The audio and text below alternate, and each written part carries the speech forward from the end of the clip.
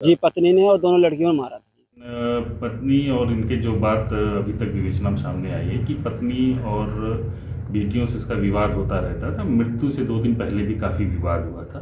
उसी के क्रम में ये मृत्यु कार्य करना बताया जा रहा है।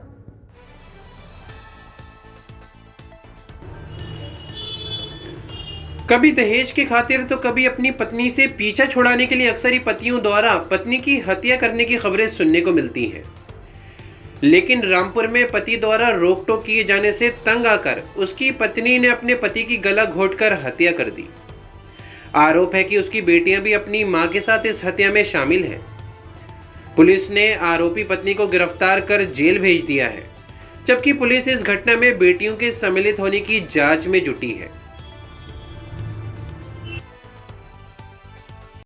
बात हुई थी हमारे भाई के 5 बच्चे हैं, 2 बेटियां उनकी जवान है। वो चल रही थी गलत चलमुल में। हमारे भाई ने उन्हें मना करा, समझाया तो वो नहीं माने। फिर भी एक दफ़ा उनके पास फ़ोन पकड़ा गया, तो फ़ोन पकड़ने से भाई के लिए मतलब भाई डाँट रहा था बच्चों के लिए, घरवाली के लिए, अपने के लिए डाँट रहा था खूब।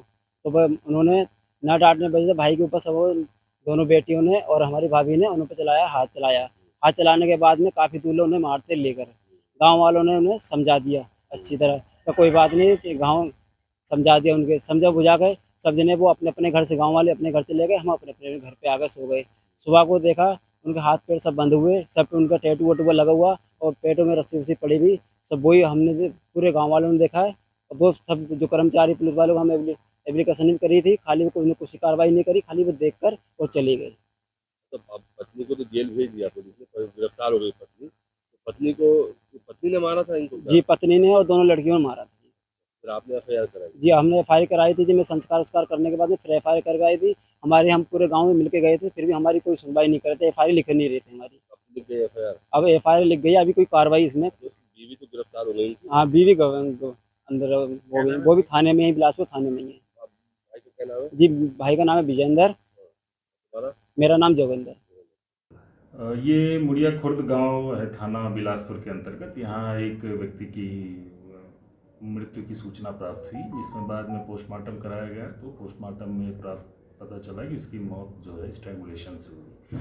उसके बाद जब इसमें जांच शुरू हुई तो उसके भाई ने एक तहरीर दी कि उस व्यक्ति की हत्या उसकी पत्नी और 2 बेटियों ने की थी। इस मामले में जब विवेचना प्रारंभ हुई तो पत्नी को गिरफ्तार किया गया और उसी के ज़रिए पता चला उसने अपने पति की हत्या की है। उसको गिरफ्तार करके जेल भेजा गया है। ये हत्या का क्या वजह थी? क्यों किया? 2 बेटियों ने बीवी ने क्यों हत्या की? अभी तो विवेचना प्रचलित है, बेटियों के रोल के विषय में भी विवेचना चल रही है। लेकिन पत्नी और इनके जो बात अभी तक विवेचना में सामने आई है कि पत्नी और बेटियों से इसका विवाद होता रहता था। मृत्यु से 2 दिन पहले भी काफ़ी विवाद हुआ था। उसी के क्रम में ये मृत्यु कार्य करना बताया जा रहा है। विवाद के पीछे कोई रोक टोक थी, किस तरीके का? हाँ, विवाद के पीछे यही कि वो बेटियों और पत्नियों पे, उनके आने जाने पे तरह तरह की पाबंदियां लगाता था, रोकता था। यही बातें अभी निकल के सामने आई। बाकी अभी विवेचना प्रचलित है, जो और तथ्य सामने आएंगे आपको